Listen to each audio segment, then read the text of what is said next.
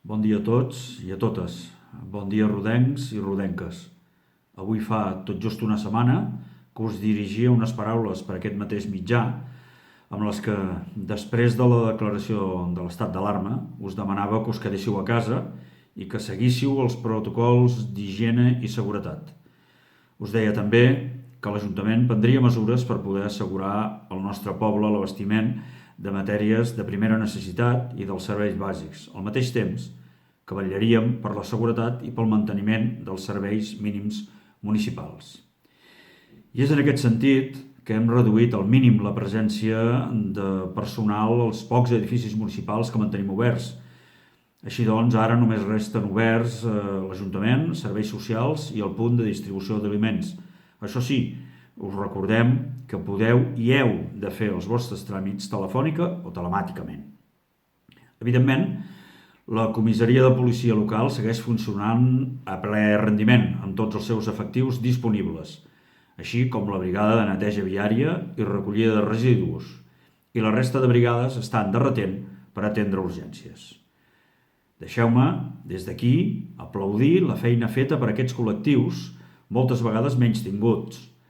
També vull reconèixer la labor feta des de casa, telemàticament, per la resta dels i les treballadores d'oficines i d'aquells espais que ens hem vist obligats a tancar. Especial reconeixement pel Departament de Comunicació, alerta 24 hores al dia per tenir-vos informats. També, només faltaria, hem d'aplaudir i fort el col·lectiu del voluntariat, començant per Protecció Civil i per a tots aquells que us heu ofert per a qualsevol tasca que se us encomani. Però només quedant-nos a casa i aplaudint no n'hi ha prou. Aquells que tenim responsabilitats col·lectives en aquests moments tan durs per tothom, les hem d'exercir al 120%.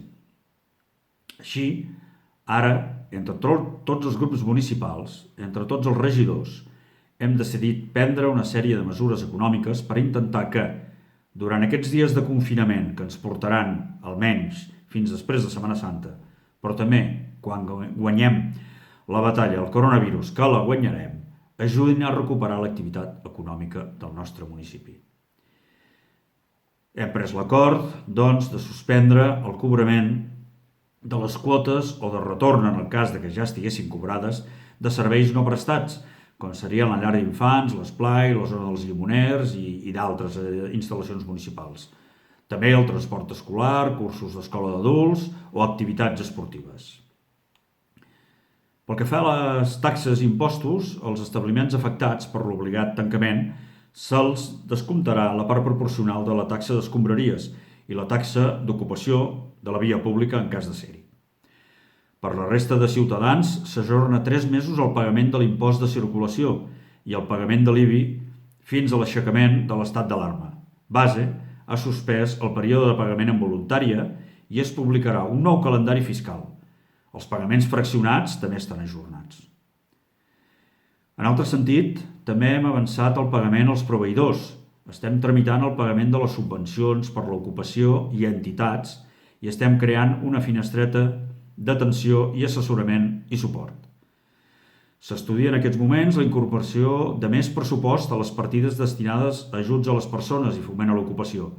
Així mateix, aquelles empreses que tinguin un contracte en vigor amb l'Ajuntament poden ser beneficiàries d'una indemnització. Aquestes són algunes de les mesures que hem pres fins ara. Us anirem informant de totes aquelles noves propostes que decidim posar en marxa.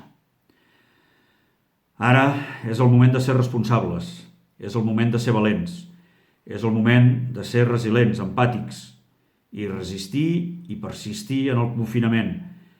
És el moment de les decisions personals que ens portaran a la solució col·lectiva. No defallim, guanyarem i ens sortirem més humans, més persones. Rodencs, rodenques, quedeu-vos a casa.